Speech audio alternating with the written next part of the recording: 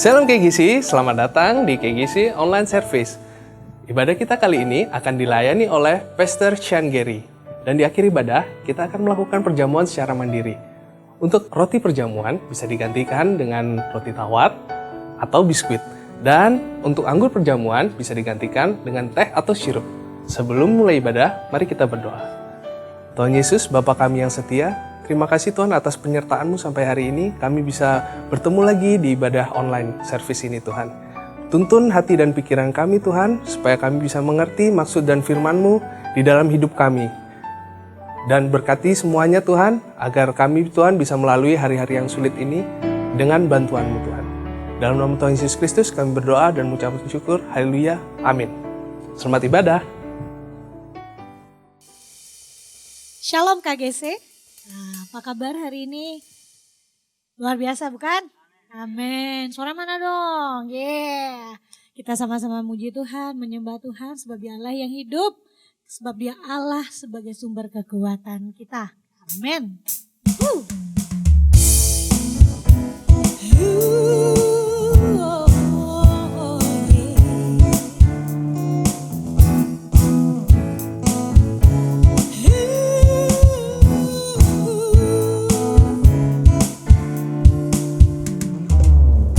Hanya Kau milikku di surga. Tiada yang ku ingini di bumi, hanya Kau.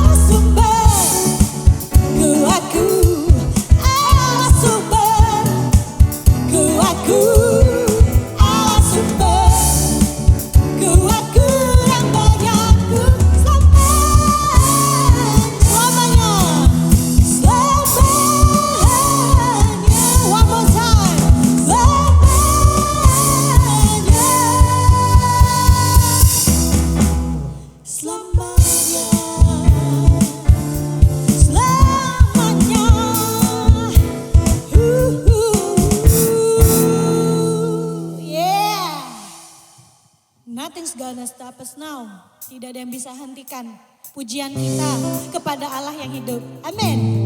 Yeah.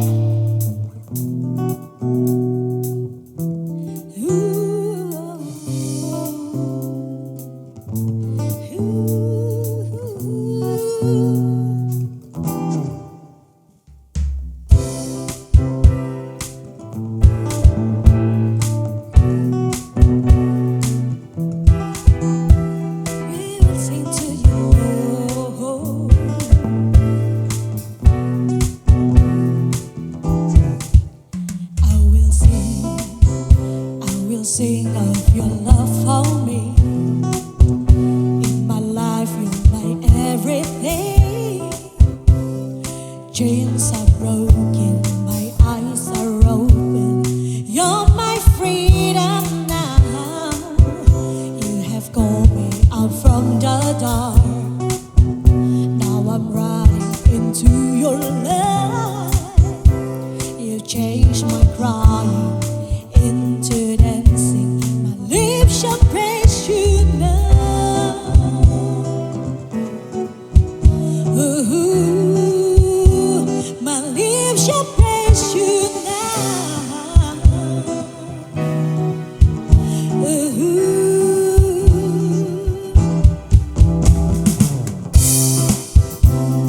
Nothing's gonna stop us now. Nothing's gonna stop us now from praising, from praising you. Nothing's gonna stop us now. Nothing's gonna stop us now from praising, from praising you.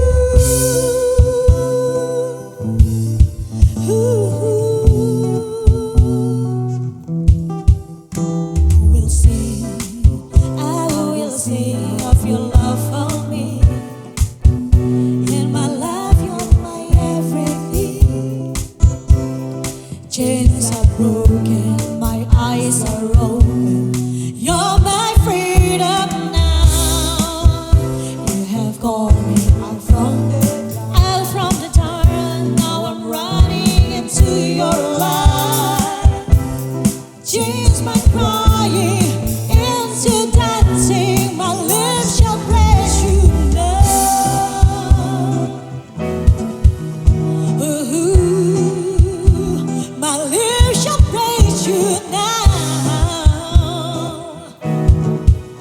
Ooh, 1, 2, 3, go. Nothing's gonna stop us now. Nothing's gonna stop us now from praising, from praising you. Nothing's gonna stop us now. Nothing's gonna stop us now from praising, from praising you.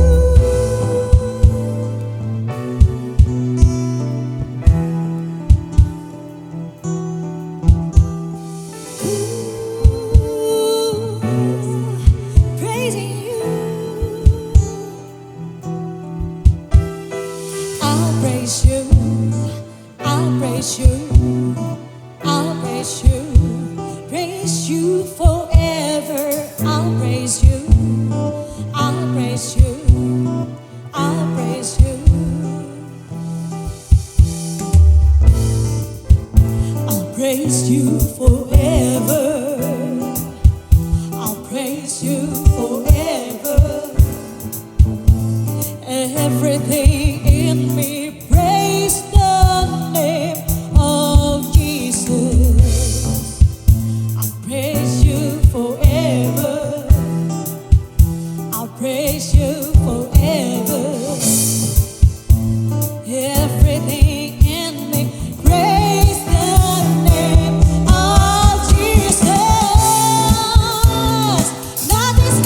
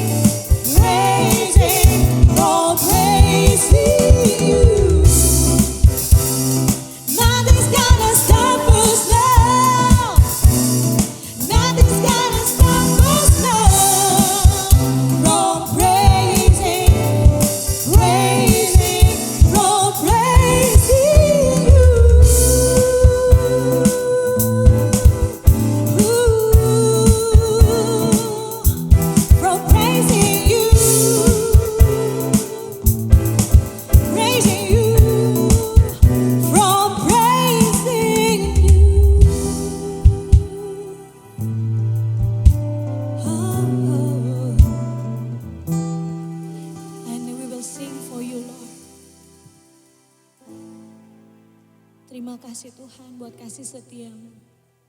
Terima kasih buat pengorbananmu Tuhan. Kaulah kekuatan kami. Kau perisai iman kami. Kau tidak pernah tinggalkan kami sendiri Tuhan. Sekalipun kau tidak melakukannya, kami tetap percaya pada Engkau. Haleluya Jesus. Oh.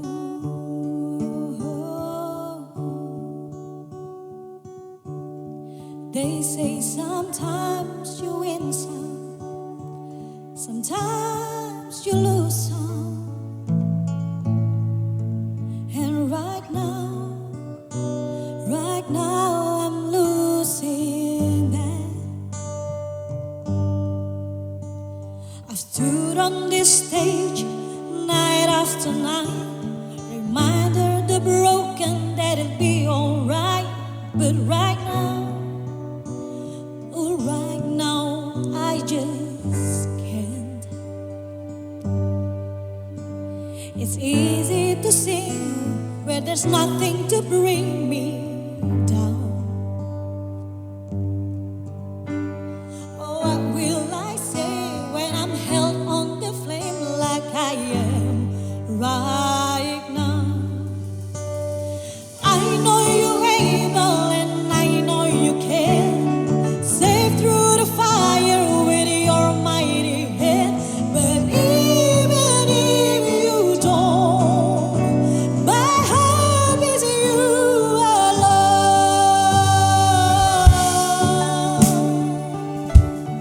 They say it only takes a little faith to move a mountain. Well, good thing little faith is all I have right now. But God, when you choose, when you mountain unmovable, oh, give me a strength to be able to sing. It is well with my soul. I know you're able and I know you can. Save through the fire with your mighty hand. But even if you don't, my hope is you alone. I know the sorrow and I know the hurt. Would be okay if you just say the word. But even if you don't, my hope is you alone. You have faithful, you've been good all my days. Jesus, I will cling to you. Come what may, I know you're able. I know you can. I know you're able and I know you can. Save through the fire with your mighty hand. But even if you don't, my hope is you alone. I know the sorrow and I know the hurt will all go away if you just say the word. But even if you don't, my hope is you alone.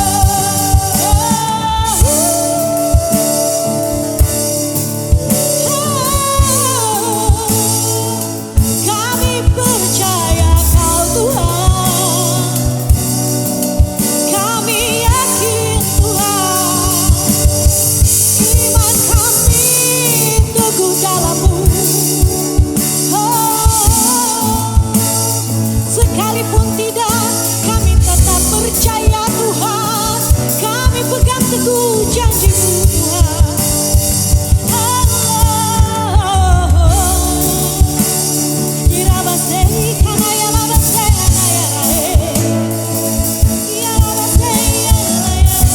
Terima kasih buat penggenapan janji-Mu Tuhan. Terima kasih buat kekuatan baru Tuhan. Terima kasih buat kesetiaan-Mu Tuhan. Buat kebaikan-Mu.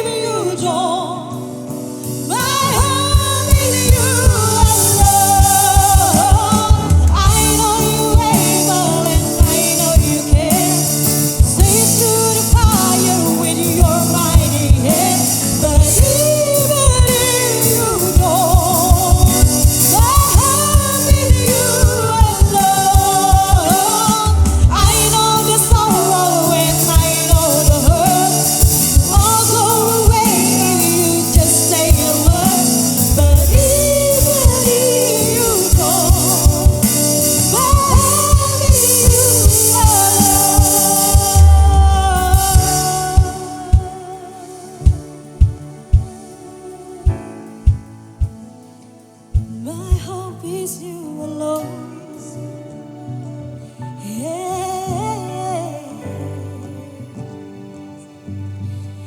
It is well with my soul. It is well.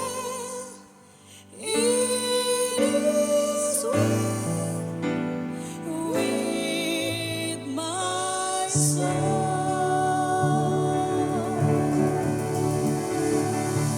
Haleluya, haleluya. Segala pujian, hormat, syukur hanya bagi nama Tuhan. Amin. Oke, Shalom KGC Kuta. Pertama-tama saya ucapkan terima kasih atas kesempatannya saya bisa sharing di hari ini bersama dengan KGC Kuta. Hari ini kita akan belajar tentang yang dibahas dalam bulan ini, yaitu tentang empower. Saya nggak bahas terlalu banyak tentang definisi karena saya percaya definisi pasti sudah banyak diberikan. Bulan-bulan ini, minggu-minggu ini kita belajar tentang empower. Dan kalau kita perhatikan suara gembala, yang disampaikan oleh gembala senior kita adalah Amsal 22 ayat 6. Didiklah orang muda menurut jalan yang patut baginya, maka di masa tuanya pun dia tidak akan menyimpang daripadanya. Ayat ini ditujukan untuk orang tua, karena salah satu bagian orang tua adalah untuk mendidik anak-anaknya. Dan hari ini kita mau belajar bahwa bagian kita adalah sebagai seorang putra, bukan anak, tapi putra, huios, seperti Kristus, yang menjadi putra. Nah, kita akan belajar bagaimana kita sebagai seorang putra kita bisa empower juga. Karena seperti yang diajarkan oleh bapak-bapak kita, ayat Amsal 22 ayat 6 ini adalah peran seorang tua mendidik anaknya untuk mengempower anaknya. Hari ini kita akan belajar bagaimana kita sebagai seorang putra, kita bisa juga empower orang-orang di sekitar kita. Nah, dalam musim kehidupan, pasti kita akan menjadi seorang bapak. Mungkin sudah ada yang menjadi bapak di antara kita, tapi hari ini kita belajar tentang keputraan, spirit, bukan tentang jasmani, tapi tentang roh, keputraan. Sebelum kita belajar lebih lanjut, kita perlu mengerti bahwa kita butuh tiga figur bapa dalam dunia ini. Yang pertama adalah bapa surgawi, jelas kita punya itu. Yang kedua adalah bapa jasmani, jelas kita punya bapa jasmani, kalau tidak, kita tidak mungkin ada di tempat ini.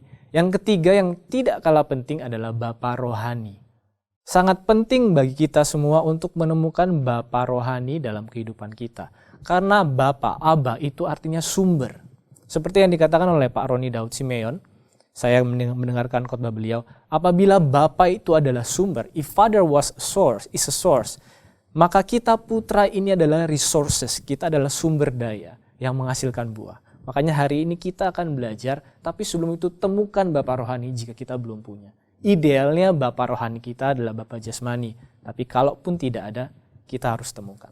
Oke, dan kita mau belajar dari satu sosok di Alkitab, di Perjanjian Baru yang berhasil sebagai seorang bapa. Dan sosok itu adalah Paulus.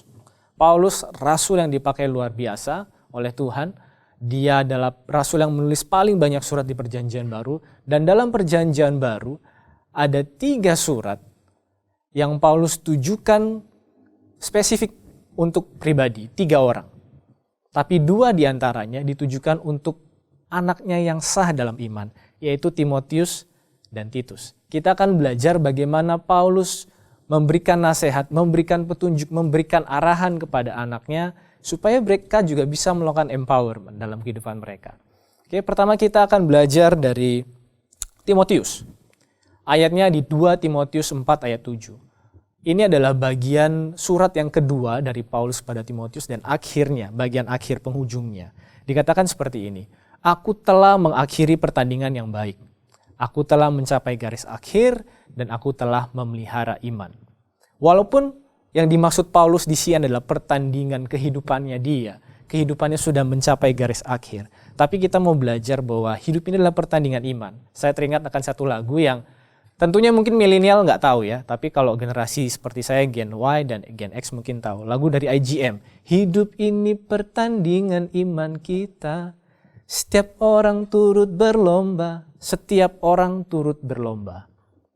Kita perlu mengerti bahwa hidup ini adalah pertandingan iman kita. Dan setiap dari kita mempunyai peran yang sama untuk menyelesaikan pertandingan kita sampai garis akhir. Saya mau cerita sedikit, saya punya pengalaman dulu ketika di Jakarta, saya mencoba untuk ikut lari maraton, tapi tidak maraton, 10K, 10 km. Ketika itu sedang mulai hype lah, sedang mulai hype lomba maraton, 10K, semua ingin coba, semua ingin dapat medali finisher. Ya, saya juga pengen coba ketika itu. Tapi sebelum saya sharing, kita perlu mengetahui bahwa dalam pertandingan, khususnya lomba lari ya, tapi in general pertandingan juga, perlombaan, ada dua jenis orang. Yang pertama adalah penonton, yang kedua adalah peserta. Tapi nggak sebatas itu saja. Penonton pun bisa dibagi, peserta pun bisa dibagi. Golongan yang pertama, saya mau share sedikit, ada yang namanya spektator. Ini yang main game pasti sudah tahu ya. Spektator, nonton aja, mau ngapain? Nonton aja. Pasif, nggak ngapa-ngapain, nonton aja. Tujuannya tidak ada, tujuannya hanya menonton saja. Oke? Dan yang kedua, jenis penonton yang kedua, supporter. Oke? Ketika taping ini dilakukan, di hari sebelumnya Liverpool baru saja mengangkat piala ya. Saya bisa melihat mungkin di sini ada yang senang ya. Liverpool setelah 30 tahun mengangkat piala ya. Supporter, ada orang-orang yang mendukung tertentu. Nah, kalau orang datang ke pertandingan, dia pasti mendukung salah satu pihak. Itu namanya supporter. Dia lebih aktif, tapi dia tidak menikmati apa-apa. Tidak mendapatkan apa-apa. Oke? Yang ketiga, ini sudah masuk peserta. Ada yang namanya kompetitor. Dia berlomba, dia aktif, goalnya dia mau juara, tapi fokusnya salah. Dia fokus ke siapa? Kompetitor itu fokus siapa? Kompetitor itu pasti fokus ke orang yang keempat. Conqueror, champion. Orang-orang yang conqueror, dia yang champion, dia goalnya jelas. Dan fokusnya adalah ke dirinya sendiri. Bagaimana dia mengalahkan dirinya sendiri.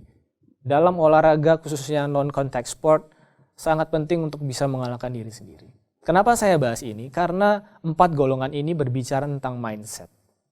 Ketika saya ingin berpartisipasi dalam lomba 10K itu, mindset saya bukan kompetitor. Mindset saya hanya ingin coba saja. Jadi persiapannya pun tidak bagus. Ujung-ujungnya waktunya buruk, setelah lari kram, seperti itu. Kita perlu belajar mindset ini, bahwa hidup ini pertandingan iman dan kita harus selesaikan pertandingan iman kita sampai garis akhir, seperti yang Paulus katakan. Oke, sebelum kita lanjut, saya perlu jelaskan bahwa sebenarnya ada golongan kelima dan keenam dalam satu pertandingan. Kita harus menjadi golongan yang keenam. Yang kelima itu komentator. Jadi setelah race-nya selesai hanya komen saja. Jangan. Tapi golongan yang keenam kita jadi coach, jadi mentor. Kita mengajarkan, kita membimbing orang-orang yang mungkin baru memulai pertandingan iman mereka. Seperti itu. Oke. Kalau kita bicara dalam satu perlombaan lari, seperti saya ikuti ketika 10K itu, dalam titik-titik tertentu ada yang namanya water station. Oke, water station itu untuk apa? Di sana biasanya kita ambil minum, ambil energy drink, seperti itu ya. Biasanya ada yang siram mukanya, ada juga yang minum. Tujuannya untuk rehydrate, untuk refresh, untuk recharge. Itulah namanya water break. Nah, kalau kita bercermin dalam kondisi kita sekarang, mungkin kita sedang mengalami water break. Diizinkan. Dan satu dunia mengalami hal yang sama. Kita mengalami istirahat, kita refresh, kita recharge dengan kondisi kita. Mungkin sebelumnya kita lelah, dikasih waktu jeda beberapa bulan atau beberapa minggu. Kita recharge, kita refresh diri kita. Tapi kita tidak boleh berhenti di sini saja. Seperti yang Paulus katakan bahwa kita harus menyelesaikan sampai garis akhir. Ini belum garis akhir. Saudara-saudara, teman-teman, adik, kakak, ini belum garis akhir. Kita harus menyelesaikan pertandingan iman kita. Seperti yang Paulus katakan, sampai garis akhir. Dengan mindset seorang conqueror. Fokus kita menyelesaikan pertandingan iman kita. Tapi bagaimana caranya? Pertanyaan seperti itu. Oke? Kita akan masuk ke apa yang Paulus ajarkan untuk anak rohaninya yang lain, yaitu Titus. Ayatnya ada di Titus 2, ayat 6-8. Saya bacakan ayatnya. Demikian juga orang-orang muda, kita semua. Nasihatilah mereka supaya mereka menguasai diri dalam segala hal. Dan jadikanlah dirimu di sini adalah Titus. Jadikanlah dirimu sendiri suatu teladan dalam berbuat baik. Hendaklah engkau jujur dan bersungguh-sungguh dalam pengajaranmu, sehat dan tidak bercela dalam pemberitaanmu sehingga lawan menjadi malu. karena tidak ada hal-hal buruk yang dapat mereka sebarkan tentang kita. Dimulai dari kata kunci menguasai diri, self-control. Dikatakan demikian juga orang-orang muda, nasihatilah mereka supaya mereka menguasai diri dalam segala hal. Dalam terjemahan The Passion, yang digunakan terjemahannya seperti ini. To live a life, disciplined life for Christ. Jadi hidup yang disiplin untuk Kristus. Sangat susah mengendalikan diri. Semua orang berproses. Proses kehidupan. Saya mau cerita sedikit. Saya teringat ketika itu saya pulang kerja dalam keadaan yang cukup lelah, fisik lelah sekali. Pulang kerja, memandi, kemudian mau makan. Sementara makanan dipersiapkan, saya duduk di meja makan, dan orang tua saya memutar lagu rohani melalui gadget. Kemudian saya rasakan hadirat Tuhan melalui lagu itu. Saya merasa Tuhan hadir, Tuhan nyata pada saat itu. Kemudian saya sambil bicara, ngobrol-ngobrol dengan orang tua saya, dan beliau mengatakan, ada enaknya juga ya kalau kita ganti layout rumah. Ketika itu ganti layout rumah harus geser perabot seperti itu. Perabotnya cukup berat gitu ya. Dan kondisi saya ketika itu saya capek, saya mau istirahat saja. Sudah nggak kuat gitu ya. Dan saya tahu ketika saya berada dalam hadirat Tuhan, Tuhan ngomong sama saya, kamu harus kerjakan. Dan lagi pula orang tua saya sudah ngomong 2 kali, jadi jangan sampai yang ketiga. Kalau sudah 2 kali berarti sudah kode gitu ya. Sudah kode, oke, lakukan. Oke, saya lakukan. Tapi ketika saya mulai melakukan pergeseran, itu rasanya badan capek sekali. Mau ngomel, mau ngoceh gitu ya, wajar manusia. Tapi saya ingat saya dalam hadirat Tuhan ketika itu. Oh, saya nggak jadi ngoceh. Saya nggak jadi ngomel. Karena saya mengendalikan diri saya. Saya menaklukkan diri saya dalam hadirat Tuhan. Saya menaklukkan diri saya kepada Raja. Jadi untuk mengendalikan diri kita, simple. Kita harus tahu Tuhan kita itu siapa. Dia Bapa ya, tapi dia juga Raja. Dan kita harus belajar menaklukkan diri di bawah kaki Raja kita. Oke, kita harus mengendalikan diri dalam bentuk apa? Kita mau lihat dalam ayat 7a. Dikatakan bahwa,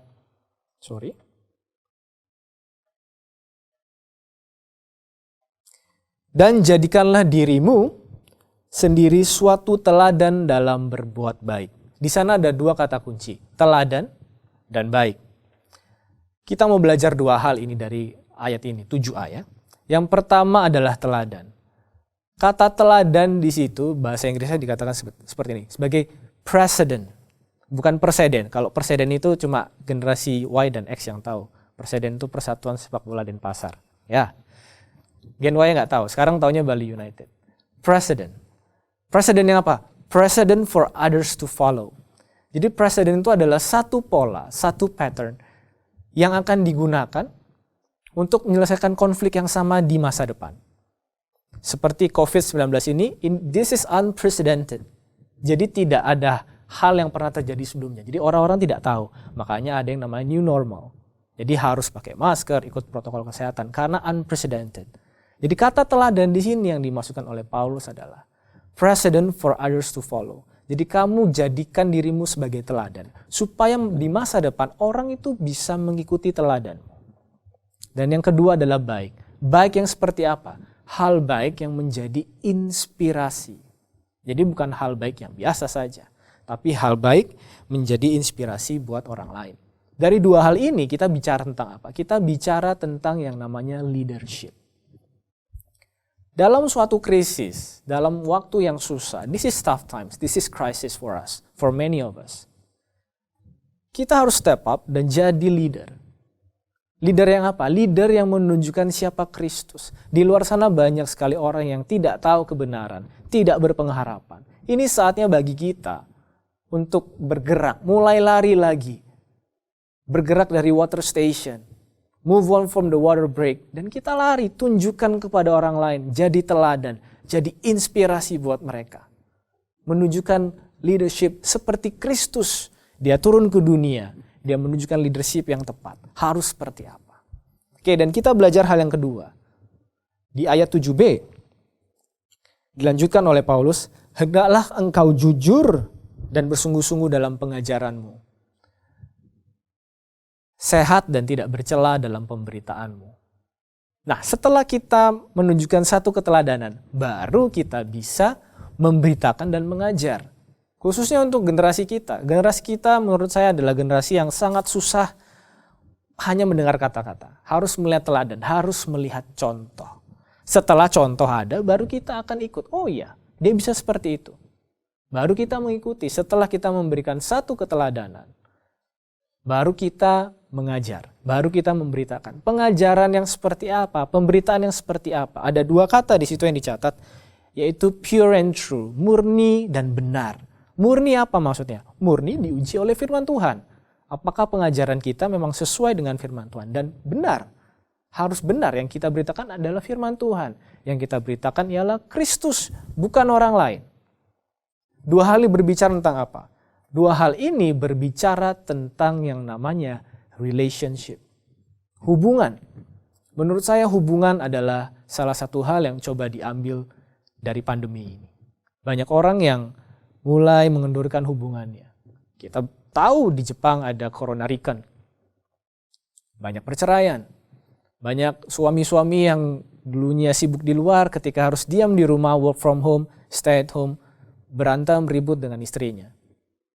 Kita perlu belajar bahwa relationship juga merupakan salah satu hal yang cukup penting, bahkan sangat penting dalam masa-masa seperti ini. Oke? Dan dilanjutkan dalam ayat 8 di situ ada kata malu. Kata malu di sini bukan kita mempermalukan orang, tapi supaya mereka melihat kondisi mereka, refleksi, dan mereka berbalik. Berbalik mengikuti teladan kita, yang kita mencerminkan Kristus. Oke? Dan dikatakan juga di sana karena tidak ada hal-hal buruk. Hal buruk yang dimasukkan di sini adalah worthless, tidak punya nilai. Tidak mungkin karena kita meneladani Kristus dan yang kita tunjukkan adalah Kristus. Jadi dalam situasi seperti ini mungkin banyak di antara kita yang sedang di water station, sedang refresh, sedang recharge. Fine, it's okay. Kita menggunakan kesempatan yang ada. Tapi kita perlu bergerak juga, seperti Paulus katakan, aku menyelesaikan pertandingan imanku dan aku sudah mencapai garis akhir. Saya encourage, saya empower semua dari kita. Kita juga harus menyelesaikan pertandingan iman kita sampai mencapai garis akhir. Inilah yang bisa kita lakukan untuk empower others. Ini adalah empowerment yang kita bisa lakukan. Melalui teladan, melalui leadership kita, melalui pemberitaan pengajaran kita, membangun suatu relationship. Mari kita buka wawasan kita, mari kita buka pola pikir kita. Sekarang era digital, kita bisa menjangkau dengan apa saja, kita bisa lakukan apa saja. Kita harus ikut protokol kesehatan, betul saya setuju, kita harus ikuti kata pemerintah. Kita harus full of wisdom, I agree, totally agree, harus full of wisdom. Tapi kita juga tidak boleh melupakan isi hati Tuhan. Kita harus mengenal isi hati Tuhan. Tuhan mau apa? Yang jelas Tuhan pasti mau kita bergerak, kita menyelesaikan pertandingan iman kita sampai garis akhir. Dan nanti ada mahkota yang disediakan di ujungnya. Ada reward, ada upah. Bukan gaji, tapi upah yang disediakan di ujung nanti. Oke? Sebelum kita berdoa, saya mau kasih last note. Tadi saya katakan bahwa hidup ini adalah pertandingan iman. Dan beberapa orang bilang kalau ya, hidup ini adalah pertandingan maraton. Yes, saya setuju. Tapi kita juga tidak boleh lupa bahwa hidup ini adalah pertandingan estafet. Harus ada tongkat yang diserahkan nanti. Jadi kita sekarang belajar, kita menguasai diri, dan nanti kita harus belajar untuk menyerahkan tongkat estafet ke generasi berikut. Tuhan Yesus memberkati. Mari kita berdoa. Bapa dalam kerajaan surga, terima kasih. Kami tahu Tuhan waktu-waktu saat ini secara daging tidak mudah buat kami, tidak gampang buat banyak di antara kami Tuhan. Tapi kami mau hari ini Tuhan, kami tahu seperti Kristus yang turun ke bumi menjadi teladan, mengajarkan kami. Menghidupi hidup yang diserahkan sepenuhnya dalam kehendak Bapa. Kami juga mau belajar hari ini Tuhan, mulai hari ini melakukan apa yang jadi kehendak Bapa. Kami mau belajar menyelesaikan pertandingan kami sampai garis akhir. Menyenangkan hati-Mu Tuhan. Sampai nanti kami bertemu dengan Engkau, Kau dapati kami setia. Terima kasih, berikan kekuatan pada setiap kami Tuhan. karena kami tahu sumber kekuatan kami daripada. Terima kasih Yesus. Dalam nama Tuhan Yesus kami ucap syukur dan berdoa. Haleluya. Amin.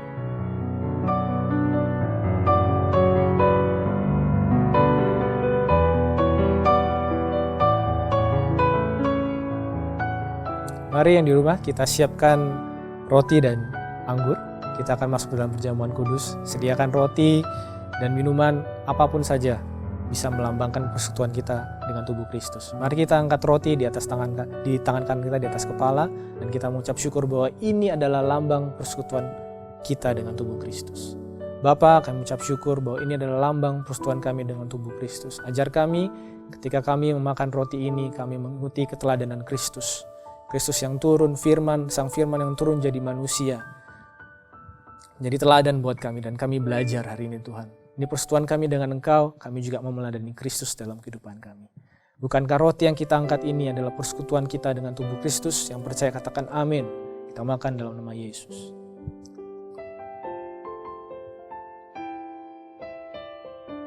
Mari kita angkat cawan di tangan kanan kita. Ini adalah lambang persekutuan kita dengan darah Kristus. Bapa, kami ucap syukur bahwa darah-Mu tercurah melalui anak-Mu Tuhan. Dan kami dimampukan, kami dikuduskan. Dan ingatkan kami supaya pengajaran kami murni, supaya kami sungguh-sungguh dalam pengajaran kami. Kami jadi teladan dalam kehidupan kami.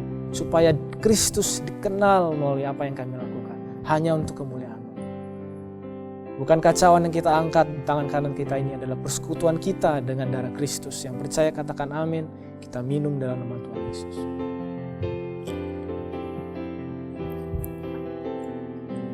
Mari KGC kita terima berkat Tuhan. Tuhan memberkati engkau dimanapun engkau berada. Dalam masa seperti apapun, hadirat Tuhan menyertai engkau. Dia Tuhan, Dia Raja, Dia berkuasa sepenuhnya atas hidupmu. Engkau tidak akan pernah ditinggalkannya. Lututmu tidak akan pernah goyah. Bahumu akan selalu kuat menjalani badai kehidupan karena Dia beserta engkau. Terima kasih Tuhan. Aku melepaskan berkat yang terbaik, berkat yang sulung, berkat yang sama seperti yang Kau berkati pada Bapa Abraham, Ishak dan Yakub. Kau curahkan pada setiap kami. Dalam nama Tuhan Yesus kami ucap syukur dan berdoa. Haleluya. Amin.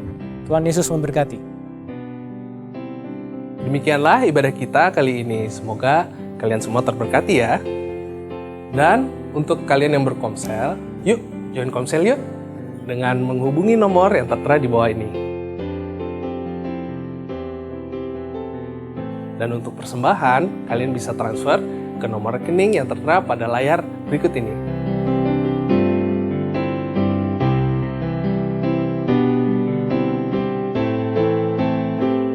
Sebelum itu, mari kita berdoa untuk persembahan.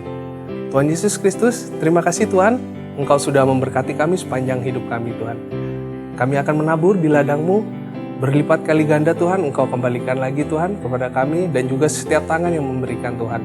Kiranya Tuhan, semua yang kami berikan untuk memuliakan dan hanya untuk pekerjaan-Mu saja Tuhan. Dalam nama Tuhan Yesus Kristus kami mengucapkan syukur dan berdoa. Haleluya. Amin. Happy Sunday, all God bless you.